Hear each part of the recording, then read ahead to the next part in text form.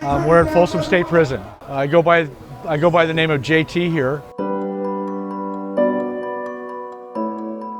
Before I had committed my crime, I was in the grips of methamphetamine.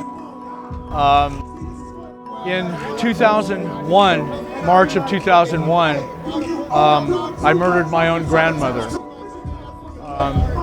This was a woman who loved me passionately with her whole heart, and throughout my entire life growing up, she was my best friend, and I loved her dearly. There was a night when I was hearing voices. Had been on methamphetamine for many days, and I committed a murder while she slept. I was in an interview room with the police, and I heard a voice in my heart that said, "Jeffrey, if you cross this line, there's no coming back."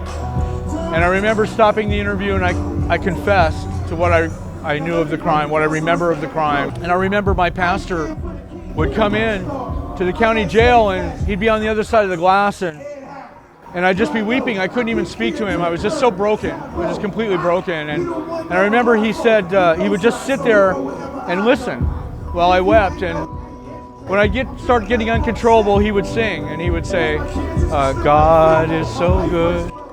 God is so good." And it would calm me down. And I asked Christ to come into my life and to save me. And I made him a promise, and I said, "Lord, I know I don't deserve you, and I know what I've done, and I'm broken. But if you will come into my life, and if you will save me, I promise you that no matter whether my life be long or short, I will serve you, and I will not waver from this promise." And I have not wavered from that promise. And for 16 years, I've been serving the Lord. As I serve the Lord with my whole heart here at the Greystone Chapel and with the men here at Folsom. I have wonderful relationships with my family of God here. And I have mended relationships with my mother. And I'm still hoping and waiting for those relationships to mend with my children.